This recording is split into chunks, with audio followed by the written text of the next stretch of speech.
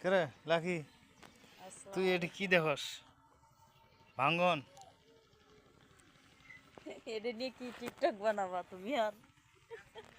মোল্লা মোল্লা আর TikTok দেখলে মাথায় নষ্ট বাংলা মানুষ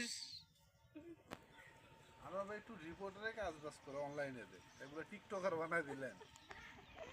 কি সুন্দর করে ইয়া করছে কি কি করছে কই ভাই হ্যাঁ